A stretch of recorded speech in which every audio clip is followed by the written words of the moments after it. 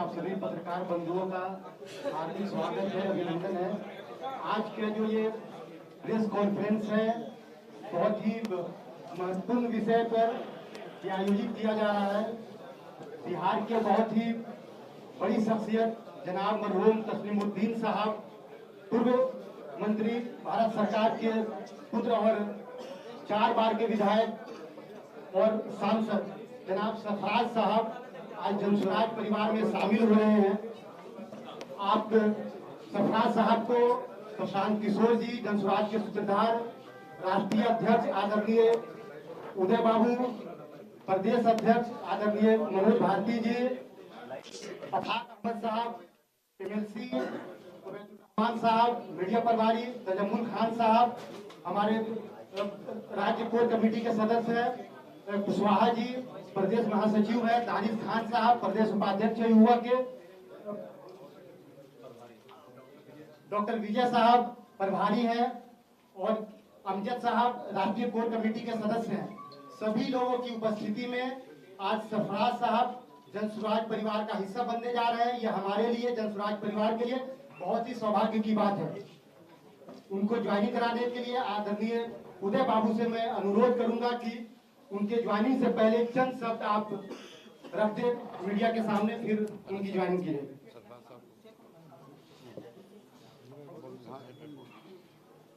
नमस्कार मित्रों, सीमांचल बिहार का बहुत ही पिछड़ा क्षेत्र है। बिहार तो खुद ही पिछड़ा है, लेकिन सीमांचल और भी पिछड़ा है।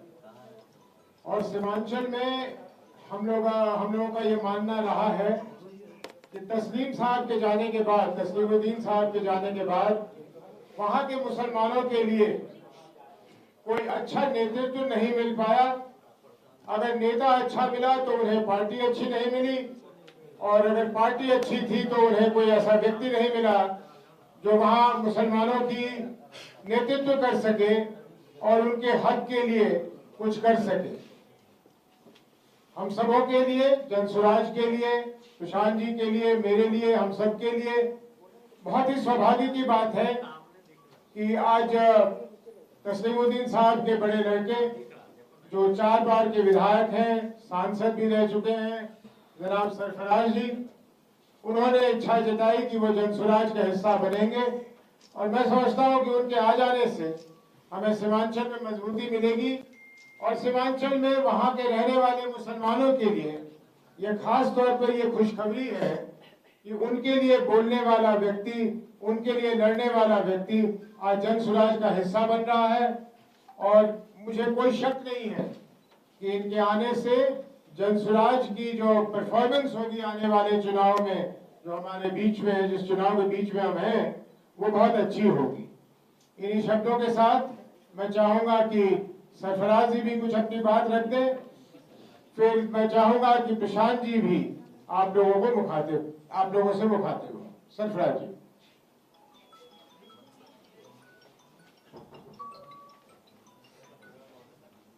सम्मानित राष्ट्रीय अध्यक्ष बड़े भाई उदय जी, मेरे बड़े भाई प्रशांत किशोर जी और प्रदेश अध्यक्ष एमएलसी आफाक साहब, सम्मानित मंच, इलेक्ट्रॉनिक प्रिंट मीडिया के तमाम साथियों, बड़े लंबे अरसे से बड़े भाई उदय ने पूरे विस्तार से सीमांचल को, कई पत्रकार सीमांचल से भी हैं, तस्लीम साहब ने लंबे अरसे से सामाजिक न्याय, समता, मुल्क की लड़ाई लड़कर सीमांचल को आवाज़ दिया। लेकिन आज बड़ा दुख के साथ कहना पड़ रहा है कि लंबे अरसे से कई सरकारें आई और गई। मैं राष्ट्रीय अध्यक्ष और प्रदेश अध्यक्ष और पीके साहब ने बिहार को बदलने का ठाना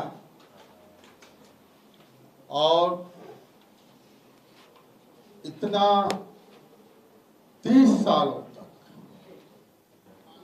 हम लोग धन पशु समाजवादी गैर और कई वादे हुए।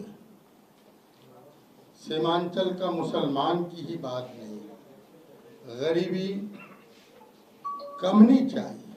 हर वो समान जातियों का पलायन कर रहे हैं, उस पर कोई काम नहीं हुआ। आज स्कूलें हैं, शिक्षा की स्थिति अच्छी है। भ्रष्टाचार 30 सालों में सरकार रही है। भ्रष्टाचार का तो ये आलम है, पदाधिकारी नेता है, नेता सब पदाधिकारी है। आज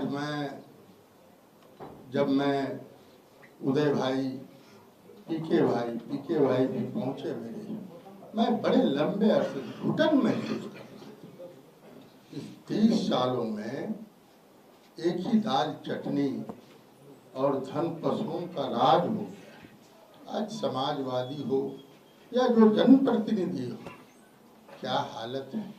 मैं हृदय से तमाम जन स्वराज के वाणी को मैं नमन करता हूं और सलाम करता हूं। मैं कहा कि यही एक स्कोप है 243 पर बिहार का बदलने का ठाना है।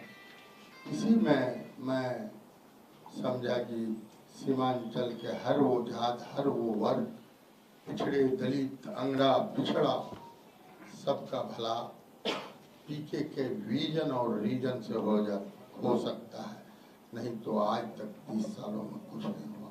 धन्यवाद।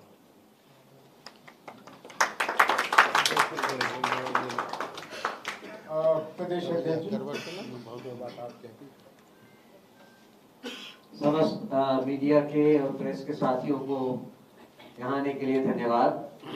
जैसा कि आप सबने सुना, सरफराज साहब एक ऐसी हस्ती हैं जिनको सीमांचल से हमेशा से ही एक लगाव है, एक हेरिटेज है, एक उनकी संस्कृति, उनकी अपनी परिवार की संस्कृति का हिस्सा है। मुझे इस बात की बेहद खुशी है कि जन स्वराज में आकर हमें सीमांचल को और मजबूती प्रदान करने के लिए उन जैसा एक स्तंभ मिला है। मैं उनका अपनी पार्टी में सहर्ष स्वागत करता हूं। बहुत बहुत धन्यवाद आपका यहाँ ज्वाइन करने के लिए। धन्यवाद। प्रशांत जी, आप कुछ कहें। सभी साथियों का अभिनंदन। और सरफराज भाई आज औपचारिक तौर पर जन स्वराज का हिस्सा बन रहे हैं। पहले तो मन से भी बहुत दिन से जुड़े हुए हैं, लेकिन इनका राजनीति करने का एक अपना अंदाज है। कुछ बोलते हैं, कुछ अंदर रखते हैं। जो अंदर रखते हैं वो बोलते नहीं हैं, अंदर बाहर एक ही है, सब एक ही है। तो कई महीनों से हम लोग के साथ हैं और हमारे साथियों की, राष्ट्रीय अध्यक्ष जी की और सीमांचल में जो साथी हैं, सबकी ऐसी इच्छा रही है कि सरफराज भाई जन स्वराज के साथ जुड़ें और इनके साथ, इनके मार्गदर्शन में, इनके नेतृत्व में जन स्वराज सीमांचल में, सिर्फ अररिया जोकीहाट में नहीं, सीमांचल में एक लंबी लकीर खींचे और जहां डर की राजनीति को हटाकर विकास की, बेहतरी की राजनीति की शुरुआत हो। तो इनकी जो लेगेसी है उसको ध्यान में रखते हुए, और इनका अपना भी कार्यकाल बहुत लंबा रहा है, मेरे साथ जदयू में भी थे ये, तो फाइनली फिर से वापस आ गए हैं हमारे ही साथ। इनका बहुत बहुत शुक्रिया, स्वागत।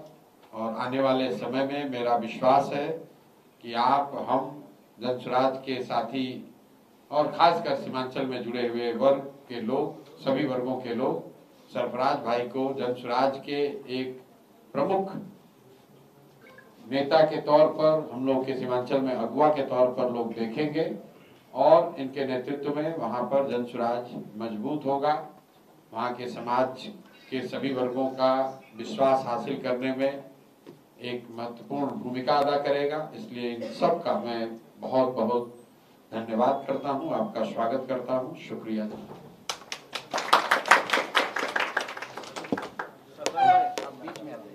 बीच में अच्छा, अभी ज्वाइन करा देंगे ना।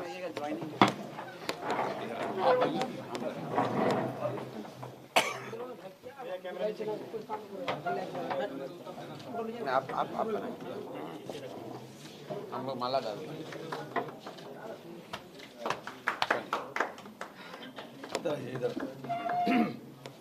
इधर दो माला। चलिए सरफराज आलम जिंदाबाद, सरफराज आलम जिंदाबाद, अध्यक्ष जी। अध्यक्ष जी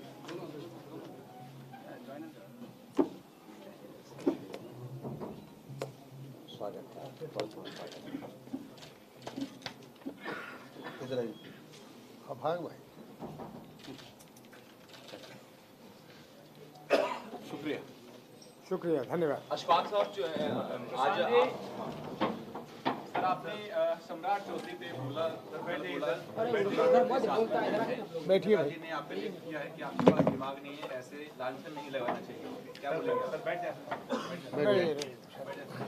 मेरे भाई, आज ही सम्राट चौधरी जी का अपडेटेड एफिडेविट जनता के बीच आया है और पिछले एक इंटरव्यू में सम्राट चौधरी जी से पूछा गया कि सर आप 10वीं क्लास कब पास किए हैं, तो उन्होंने कहा मैं बताता नहीं हूँ, एफिडेविट में पढ़ लीजिए।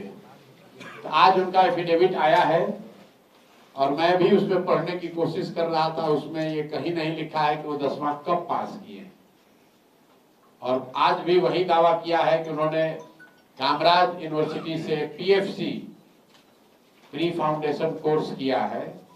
जबकि अगर आप कामराज यूनिवर्सिटी के वेबसाइट पर जाएंगे तो पीएफसी उन लोगों के लिए होती है जो तमिल भाषा बोलते हैं। तो सिर्फ तमिल स्पीकिंग लोग ही पीएफसी कोर्स कर सकते हैं, प्री फाउंडेशन कोर्स। तो पहली बात तो अभी तक उन्होंने मूल बात नहीं बताया कि 10th पास किए हैं कि नहीं किए हैं। तो अपने आज के एफिडेविट में भी उन्होंने इसकी घोषणा नहीं की, उसको कोई क्लैरिफाई नहीं किया। और 10th और 12th वो नहीं किए हैं तो ये बताएं कि ये पीएफसी कोर्स जो सिर्फ तमिल भाषा के बोलने वाले लोगों के लिए है, तो क्या सम्राट चौधरी तमिल बोलते हैं क्या?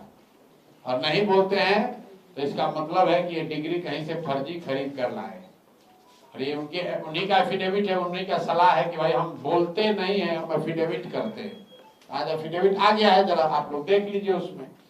और उस एफिडेविट में उन्होंने दूसरा जो आरोप उन पर लगा था कि 1995 में 7 लोगों की हत्या, पूरा नरसंहार हो गया, हत्या नहीं, 7 लोगों के नरसंहार के आरोपी के अभियुक्त के तौर पर जिस केस में वो महीनों तक जेल में रहे, उस केस का स्टेटस क्या है? उस केस में उनको बेल मिला है, वो केस क्लोज हुआ है, वो केस से वो बरी हुए हैं, या सिर्फ जो हमने आरोप लगाया था कि फर्जी डिग्री लगाकर पर अपने आप को नाबालिग बताकर उस केस से बाहर निकले हैं, इस पर भी उनके एफिडेविट में कुछ भी नहीं लिखा है। तो सम्राट चौधरी बोले या उनके पिताजी बोले, जवाब तो देना ही पड़ेगा। और अब तो तारापुर से चुनाव लड़ रहे हैं तो उनके एफिडेविट को लीगली भी चैलेंज किया जाएगा, तो संभल जाएं। जो अगर आज एक चीज उन्होंने क्लैरिफाई किया है, पहले के एफिडेविट में लिखते थे delete university of California, public university of California, आज लिखा है डिलीट ऑनररी, मानद। लेकिन जो अनआंसर्ड क्वेश्चन है, सम्राट चौधरी ने ये नहीं बताया है कि उन्होंने 10th और 12th कब पास किया है कि नहीं किया है। दूसरी बात, 1995 के नरसंहार के वो आरोपी हैं, जेल में थे, उस केस का स्टेटस क्या है? उस केस से बरी हुए, उस केस से बेल पर हैं कि उस केस को बंद कर दिया गया है? उनको ये बात अपने एफिडेविट में बतानी चाहिए थी, जो उन्होंने बताई नहीं है। एफिडेविट में नहीं बताई तो कैमरे में बताइए, कैमरे पर आते हैं कहते हैं एफिडेविट में बताएंगे, तो उनके पिताजी के कहने से शब्द उल्टा नहीं हो सकता। इंडिया अलायंस में अभी तक सीट शेयरिंग नहीं हुआ है, लेकिन सिंबल बांटे जा रहे हैं बहुत। और मुकेश सहनी ने 3 बार प्रेस कॉन्फ्रेंस कैंसिल कर दी, बहुत ज्यादा। तो भाई क्या महागठबंधन वालों से पूछिए, हम उसका क्या जवाब देंगे।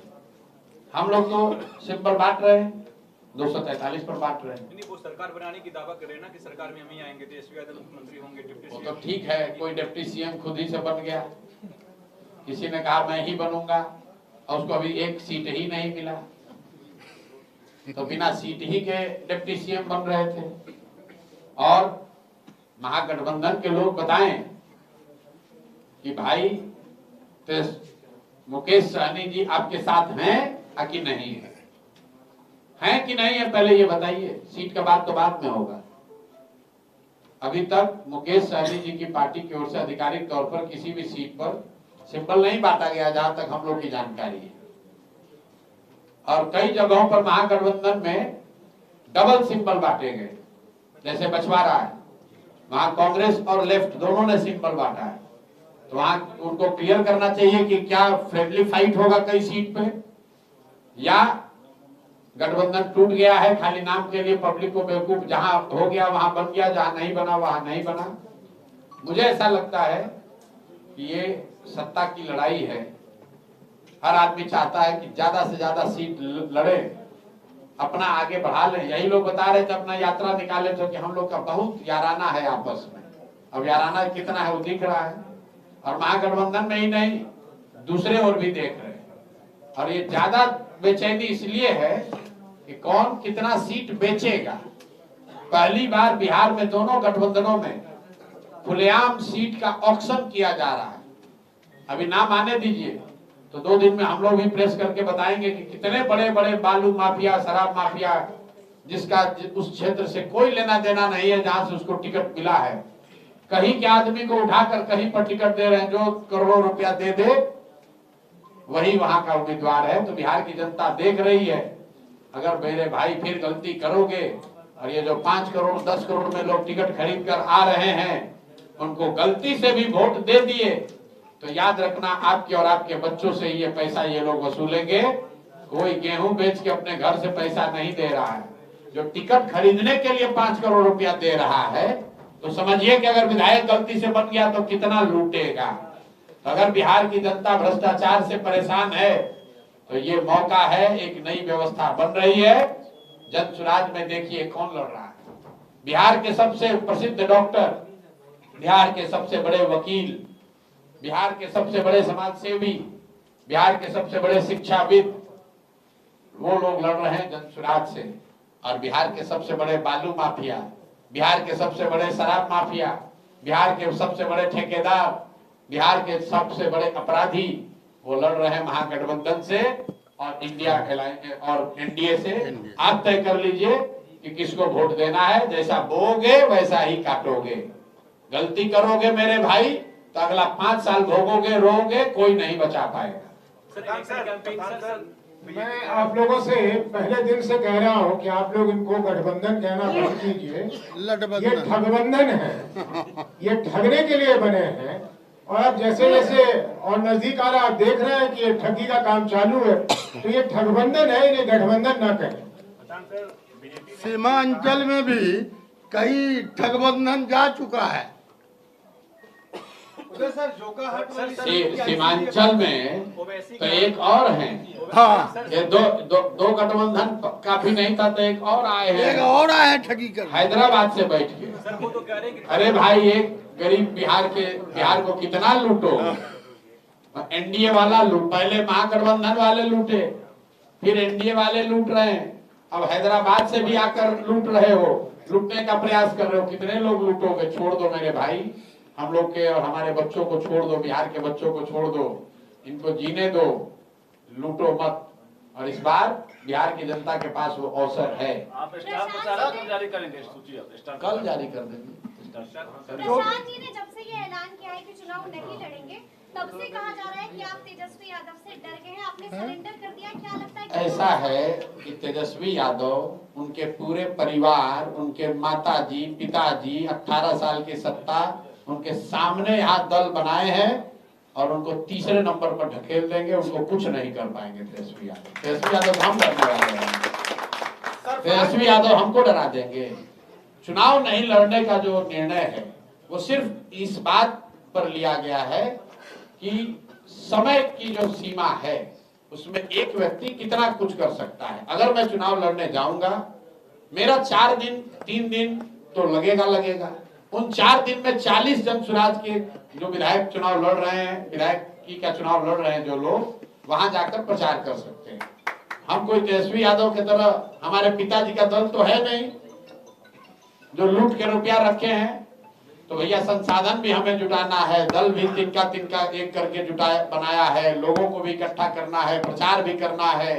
तो एक आदमी 24 घंटे में कितना काम कर सकता है? जो मैक्सिमम कर सकता है वो कर रहे हैं। उसमें ऐसा हमारे साथियों को लगा कि अगर हम चुनाव लड़ने जाएंगे तो 3-4 दिन और उससे डिस्ट्रैक्ट होगा। इसीलिए निर्णय लिया गया कि दल के हित में मैं चुनाव ना लड़ूं।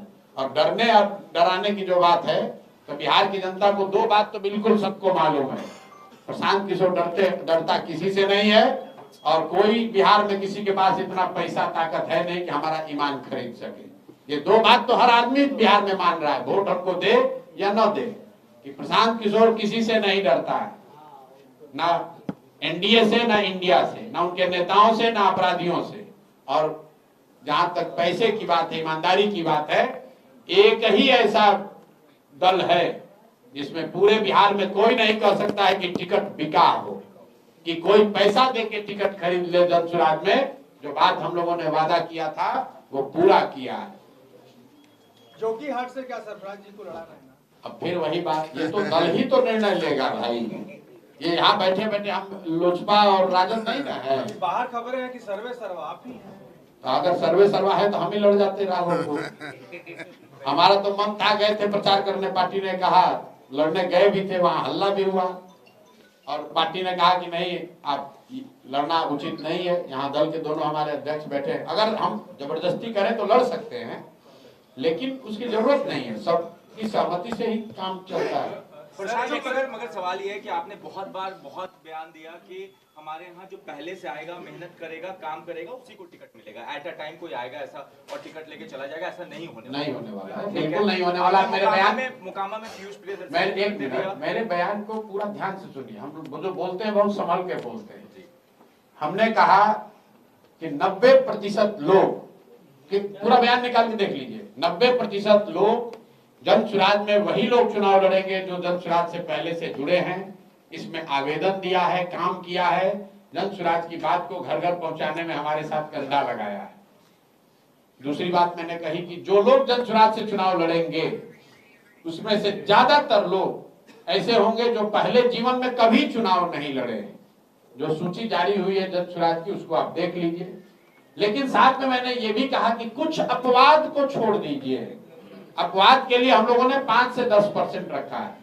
2, 4, 5 आदमी ऐसा कोई हो जाए जो मिल जाए, अगर दल की सहमति बन जाए, वहां पर जुड़े हुए सभी साथियों का मत उसके पक्ष में हो जाए, तो 2, 4, 5 ऐसे अपवाद के तौर पर टिकट दिए जा सकते हैं। यही बयान दिया, उस पर कायम है। आप जाकर सूची में देख लीजिए, 90% से ज्यादा, 95-96% कल तक जो टिकट बटा है आवेदन करता जो थे उन्हीं से बटा है। बाहर से आए हुए कितना विधायक का टिकट कटा है, लोग घूम रहा है, हम लोग समय भी नहीं दे रहे हैं मिलने का। जबकि आप लोग क्या कह रहे थे कि जनसुराज में टिकट वो पाएगा जो दूसरे दल में नहीं पाएगा। भाई जनसुराज का सूची जारी हो गया, जो दूसरे दल वाले हैं वो मारामारी कर रहे हैं। मरहूम तस्लीमुद्दीन साहब के बेटे हैं सरफराज आलम, उनकी एक बहुत बड़ी भूमिका थी सीमांचल में, मरहूम तस्लीमुद्दीन साहब की। आप सरफराज साहब को क्या भूमिका देने जा रहे हैं? ऐसा चर्चा में भी है कि सीमांचल में हमेशा टिकट की भी जिम्मेदारी तस्लीमुद्दीन साहब ही संभालते थे, तो क्या सरफराज साहब को उतनी बड़ी भूमिका आप देने जा रहे हैं? देखिए, भूमिका कोई देता नहीं है, आदमी को अपने प्रयास, अपने पराक्रम, अपने जद्दोजहद, अपनी काबिलियत से लेनी होती है। अब इनकी कितनी काबिलियत है ये तो समय के साथ ये खुद भी बताएंगे। लेकिन मैं इनके घर गया था कुछ महीनों पहले, और उस दिन मैंने ये कहा था कि सीमांचल में जो नेतृत्व है मुसलमानों का, वो सीमांचल के मुसलमानों का होना चाहिए। हैदराबाद से आकर किसी को सीमांचल में नेतृत्व करने की जरूरत नहीं है। और उसमें मैं समझता हूं कि सरफराज भाई जैसे लोगों की बड़ी भूमिका होनी चाहिए और होगी भी। अब जनसुराज में ये कितनी शिद्दत से, कितनी ईमानदारी से जद्दोजहद करेंगे, कितने दिन तक लगे रहेंगे, ये तो इन पर निर्भर करता है। लेकिन सरफराज साहब ही क्यों, कोई दूसरा भी साथी वहां सीमांचल में मेहनत करेगा, वो भी आगे होगा। इनके वालिद का जो आपने नाम लिया, इनके वालिद को कोई उनके पिताजी ने थोड़ी ना दिया था, उन्होंने समाज में काम करके अपनी जगह बनाई थी, तो इनको भी वो करना पड़ेगा। जन सुराज में आपके पिताजी का क्या नाम है इसका बहुत महत्व नहीं है। हम सरफराज भाई को जदयू से जानते हैं, सुलझे हुए व्यक्ति हैं, अपना इनका काम करने का, राजनीति करने का एक अंदाज है। लेकिन मुझे लगता है कि जन सुराज के प्लेटफॉर्म से जुड़कर ये बड़ा काम सीमांचल में कर सकते हैं। मैंने इनको बताया भी कि आप वो डॉक्टर हैं जिसके पास ऑपरेशन थिएटर नहीं है, अस्पताल नहीं है, तो कहाँ ऑपरेशन कीजिएगा, सड़क पर। तो जन सुराज रूपी अब वो ऑपरेशन थिएटर इनको मिल गया तो बड़े स्तर पर ये काम वहाँ कर पाएंगे। धन्यवाद। 2 दिन में ओ भैया